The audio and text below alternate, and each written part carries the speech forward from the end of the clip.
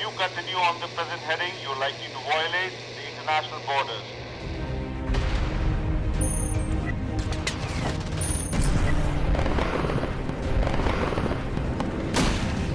السلام علیکم. Programme RFI special کے ساتھ میں ہوں نارین چودھری. ناظرین، 7 ستمبر 1965 پاک فضائیہ کی تاریخ کا روشن باب. رابطہ فورم انٹرنیشنل کراچی میں ہوا شاندار تقریب کا انعقاد. پاک فضائیہ کے ناقابل فراموش کارنامے کو ایئر کموڈور ریٹائرڈ زاہد الحسن نے ان الفاظ میں بیان کیا. بسم اللہ الرحمن الرحیم. Thank you, Wajia, for a very gracious introduction. Before I proceed further, sir, with your permission, I would like to say a few words regarding the topic of today's seminar, that is Yawm Fath Mubin.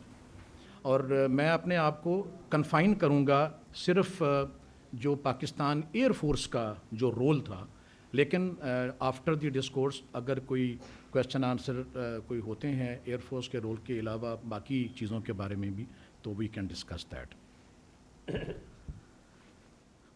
Ladies and gentlemen, before proceeding further, I would like to give a brief overview of the strategic environment when this war took place. United Nations resolutions could not force India to hold free and fair plebiscite in Kashmir. There were a number of resolutions, but nothing was moving forward. And post-Sino-India War of 1962, India-China relations remained strained while Pakistan gained friendship of China by resolving border disputes with China. Number 3, Pakistan had maintained cordial relations with entire Muslim world during the war of 1965. Though Pakistan had maintained balance of military power with India, however, in post-Sino-Indo war, US started re-equipping India at a very fast pace, which was viewed as a grave threat for Kashmir cause, which is also highlighted by the first speaker. Despite all diplomatic efforts by Pakistan, deadlock prevailed over Kashmir and India remained undeterred for any resolution. Considering the upsurge in Kashmir owing to theft of holy relic from Hazrat Bal incident of 1963, failure of Indo-Pakistan talks in 63 and 64, Pakistan started looking forward for other means to defreeze the Kashmir issue. So these were the broad overview of what all was prevailing, because it's very important to understand the context in which the war was fought. Ladies and gentlemen, under the exuberance of Run of Kutch hubrism, Pakistan opted to use direct force with assumptions that political situation in Kashmir was conducive, number 1. Number 2, conflict in Kashmir would remain localized and India would not violate the sanctity of international border. These were our assumptions. And before going further on the conduct of war, let's have a look at the politico-military objectives of both the countries. What were the objectives of Pakistan and what were the objectives of India? As it was highlighted that the culmination of war, one of the methods of finding out is which side has achieved its objectives and which side has fallen away from its objectives. Pakistan, on its side, aimed to defreeze the Kashmir issue by fostering insurgency in illegally occupied Indian Jammu and Kashmir, sensitize the world community, and create conditions for resolution of the dispute without provoking general war. Whereas India aimed to maintain status quo in their part of the Kashmir, and in case of an unacceptable pressure on Kashmir, carry out a thrust across international border, which they did. So we can divide the entire events of 1965 in 4 phases. The first phase was Operation Desert Hawk, which was regarding the operation in the Run of Kutch, which started off in April and it culminated with the UN or the UK sponsored ceasefire on 30th June 1965. Second was Operation Gibraltar, which was launched on 29th July and continued till late August. And then third, which can be divided, is the Operation Grand Slam, which has already been highlighted by General Saab. It was launched on 1st September, had its objectives, but without the operation culminated into a logical end, we entered into a full-scale war. Now I will skip the details of the Operation Gibraltar. I'll straight away go to the Operation Grand Slam. On 1st September, Pakistan Army, sensing potential threat to Muzaffarabad, launched Operation Grand Slam for choking Indian jugular vein that was Road, Jammu, Akhnor, and Nowshera. Operation advanced as planned, with Champ captured on 2nd September. However, an abrupt move to change Major General Akhtar Hussain Malik with Major General Yahya resulted in loss of critical 48 hours and shifted the initiative back to India. Operation resumed on 5th September after a lapse of 2 days with the fall of Jaudiya. However, with the Akhnor fall in sight, Indians attacked across international border in the morning of 6th September in Lahore and Kasur sectors. Ladies and gentlemen, before dwelling upon conduct of air operations in 1965, let me begin by saying that it is the story of courage and indomitable spirit of the airmen who stood resolute against a large adversary. It's a saga of venerable leaders who left an indelible mark in the history books. Today we can find all around. It was the outcome of persistent efforts which started off after the creation of Pakistan in 1947, when PAF was a very meager force with a handful of air crew and around 35 old version Tempest aircraft. Air Marshal Asghar Khan, the first Pakistani CNC of the Air Force, transformed the outlook of Pakistan Air Force from a World War II outfit into a modern and well-trained force. However, PAF command was handed over to Air Marshal Noor Khan in July 1965.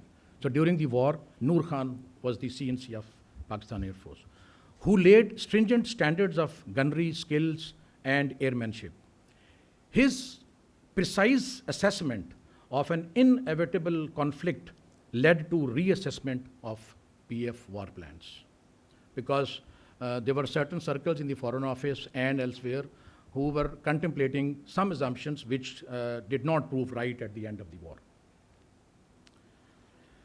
A brief force comparison between the both air forces reveals that the air assets were hugely in favor of India, especially in terms of quantity, as PAF at that time had 149 aircraft of different categories, out of which 100 were Sabre.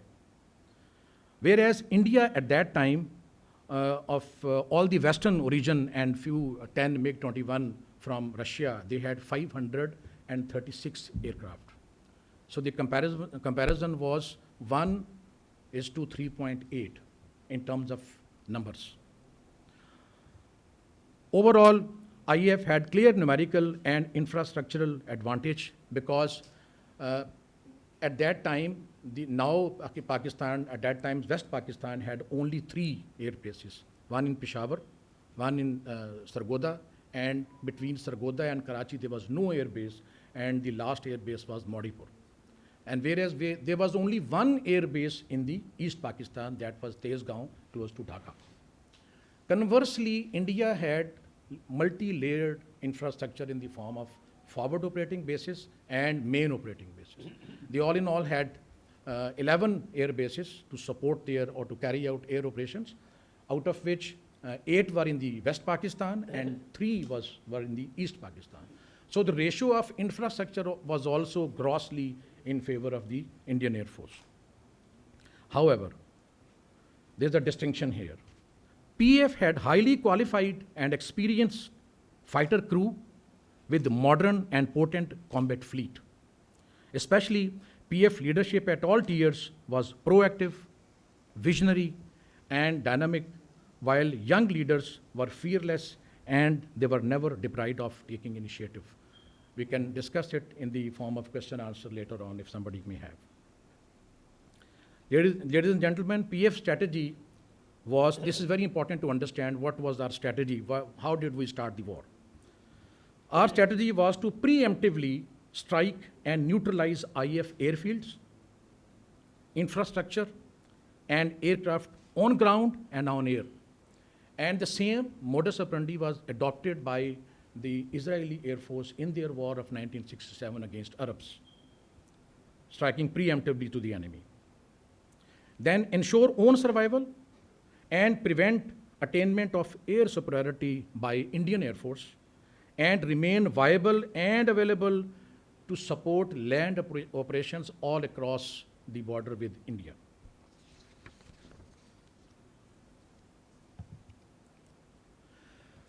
To support Operation Grand Slam, which was launched on 1st September,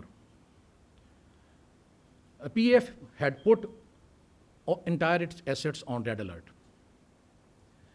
and started maintaining combat air patrol over the Cham sector. And that started with effect from even before the launch of the Grand Slam operation from 29th August 1965. And as a daring move, then Pakistan Air Force CNC Noor Khan, he personally flew over the Cham sector.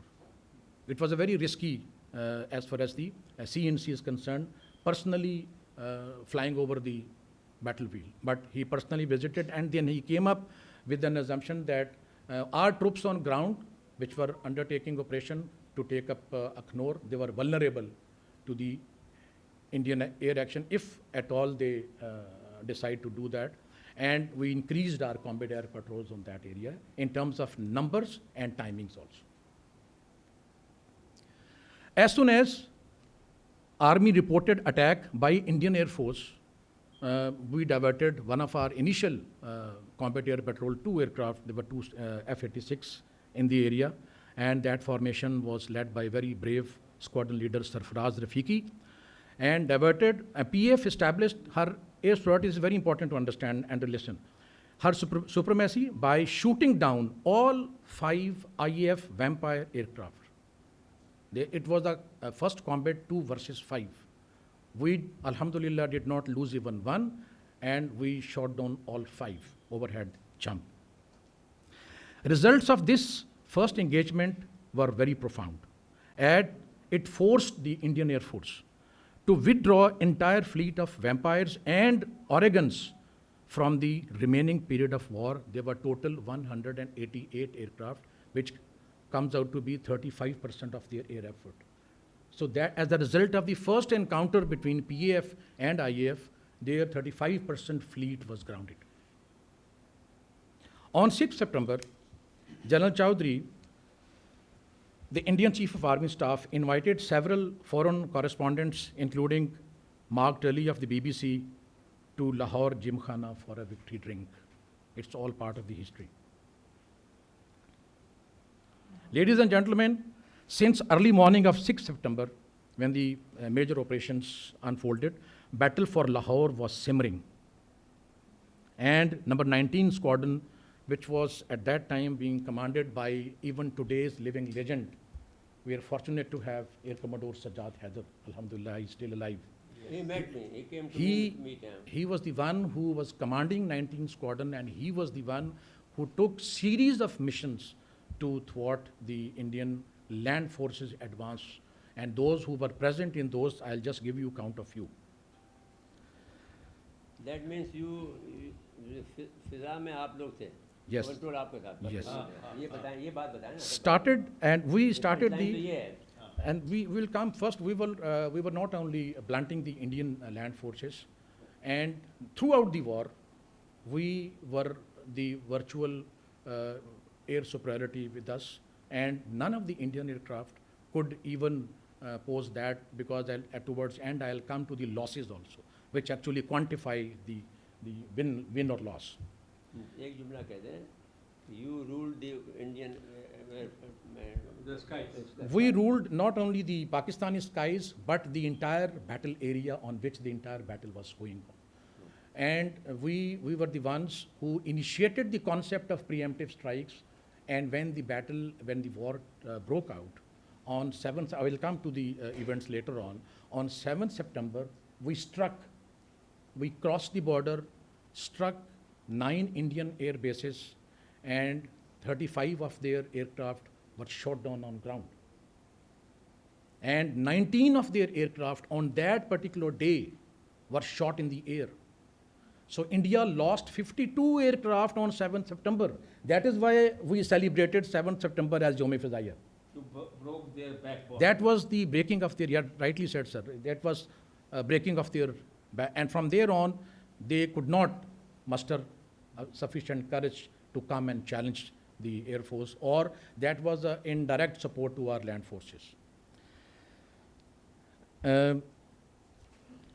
The Sherman tanks, along with the APCs, were dealt a severe blow, and Indians were brought to a halt. And now there's a very important letter written by then Brigadier Amjad Chowdhury, who was the artillery commander of number 4 Corps, to then Air Marshal Noor Khan, and I quote, "Your very first action in Champ left no doubt in our mind that we did not have to worry much about the enemy Air Force. The pattern was set there and then. We will never forget that spectacle. It lifted our spirits and gave us a flying start," unquote. This is the letter written during the war by then Brigadier Amjad Chowdhury. On 6th September at 0930 hours, early morning, the aircraft of 19th Squadron from Peshawar, they devastated Indian Army, and as per General Lachman Singh, who was the Indian General Staff during the war, he stated in his book, Missed Opportunities, Indo-Pak War 1965. It's worth listening. It was about 0930 AM in the morning, and the leading elements lost all its vehicles, guns, and Sherman tanks as the enemy aircraft shot them up for about 15 minutes. مہربانی کر کے یہ اردو میں کہہ دیں تاکہ news میں چلا جائے. کون سا فرنٹ پر تھا یہ؟ لاہور فرنٹ. لاہور فرنٹ میں تاکہ وہ نیوز پہ چلا جائے. جنرل لچمن سنگھ نے اپنا جو اس وقت جو انڈیا کے چیف آف جنرل اسٹاف تھے، انہوں نے اپنی ایک کتاب لکھی ہے کہ مسڈ اپرچونیٹیز انڈو پاکستان وار 1965. اس میں انہوں نے یہ اس بات کا اقرار کیا ہے کہ 9:30 بجے ہمارے 13 Jat regiment and 15 infantry division were primarily who were attacking Lahore. جو لاہور پہ اٹیک کر رہے تھے تو جو پی ایف نے، پاکستان ایئر فورس نے اتنی زیادہ تباہی مچائی وہاں پر کہ ان کا جو ایڈوانس تھا وہ ورچولی رک گیا، اور وہ اس قابل نہیں رہے کہ وہ اپنے ایڈوانس کو جاری رکھ سکے. اور وہ جو ان کا ٹارگٹ تھا کہ انہوں نے انٹرنیشنل میڈیا کو انوائٹ کر لیا تھا کہ جی آپ شام کا وکٹری ڈرنک ہمارے ساتھ آ کے لاہور جم خانہ میں آپ پئیں گے، تو ان کے وہ سارے جو خواب ہیں وہ وہیں پر اسی فرنٹ میں چکناچور ہو گئے. اسی طریقے سے جنرل سخوند سنگھ ان کے ایک اور ویری امپورٹنٹ ان کے ہسٹورین بھی ہیں، اور انہوں نے بڑی ایک مزیدار چیز لکھی ہے. انہوں نے بھی ایک بک لکھی ہے. وہ کہتے ہیں کہ دی سی او آف دی بٹالین، جو کہ 13 جاٹ تھی ایٹ دیٹ ٹائم، وہ ایسے، میں اردو میں بتاتا ہوں، کہ وہ اس طریقے سے وہاں سے بھاگا کہ اس کے پاؤں میں ایک جوتا اور ایک جراب تھی. یہ اسی کے الفاظ ہیں general. Yes, the C O of the battalion ran back with just 1 sock and 1 shoe, deserting the battalion. اور اس کے جو نمبر 2 تھا، جنرلی جب سی او چلا جاتا ہے تو نمبر 2 جو ہے 2IC سیکنڈ ان کمانڈ، وہ کمانڈ لے لیتا ہے. ہز نمبر 2 فالوڈ دی سوٹ. اس نے بھی اس کو پیچھے پیچھے بھاگنا شروع کر دیا، and escaped on a bicycle and took refuge in Amritsar. وہ سائیکل پہ بھاگا کہ اس کو کچھ اور نہیں ملا. اس نے کہا جو سائیکل نظر آیا اسی کے سامنے لے کے جو ہے. اور اسی طریقے سے ایک بہت فیمس ایئر بیٹل ہسٹورین ہے. میں اس لیے انڈین جو آتھرز کوٹ کر رہا ہوں کہ یہ انڈین آتھرز کی زبانی ہے. یہ جو کاؤنٹ ہے یہ ہمارے آتھرز نہیں، ہمارے آتھرز کی کاؤنٹ تھوڑا ڈفرینٹ ہے. ایون جو انٹرنیشنل آتھرز ہیں، نان انڈین آتھرز ہیں، ان کے بھی کاؤنٹ جو ہیں وہ اس سے بالکل. اب پشپندر Singh he died in 2021 due to COVID, and he is one of the leading Indian historians of the wars. وہ اپنی اس میں لکھتے ہیں کہ جو ابھی آپ نے وہ ایک انسیڈنٹ کوٹ کیا تھا کہ major general Narendra Prasad who was the div commander of 15 division and 15 division was set out for the Lahore Gymkhana. He abandoned his division, instead ended up in Amritsar to be court-martialed later.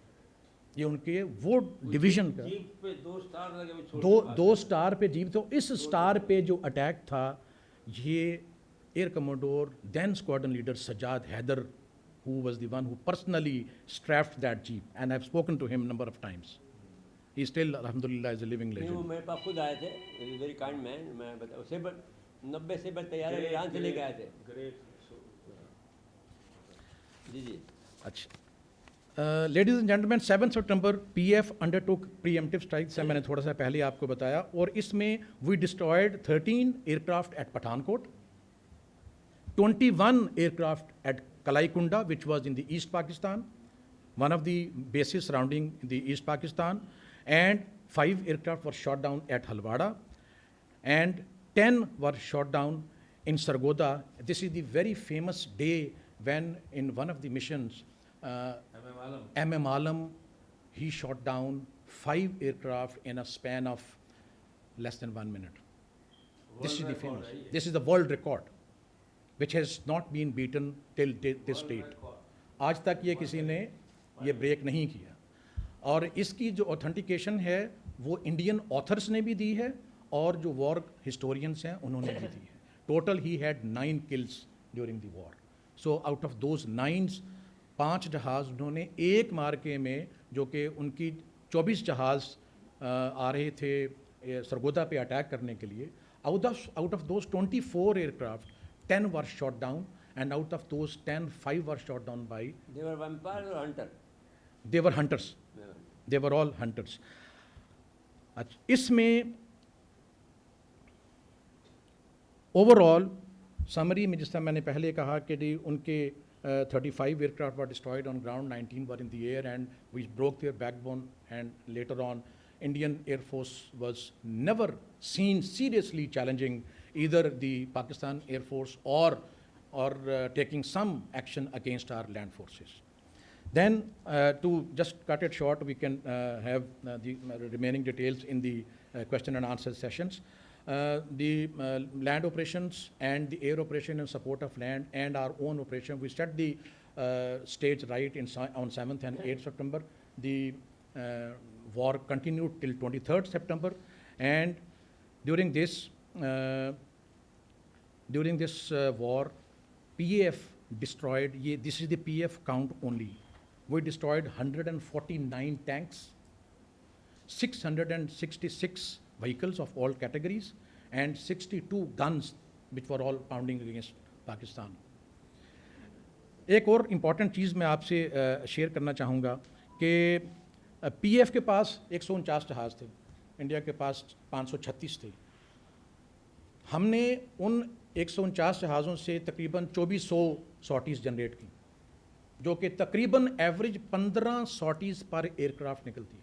اور آپ کا petrol بھی نہیں تھا؟ Petrol بھی نہیں تھا, اور بہت سارے اس میں ہمارے ساتھ لمیٹیشنز بھی تھیں. اسی ریشو سے یا اس سے ہم کم ریشو سے بھی چلتے تو انڈیا کو بہت زیادہ ایفرٹ پروڈیوس کرنی چاہیے تھی.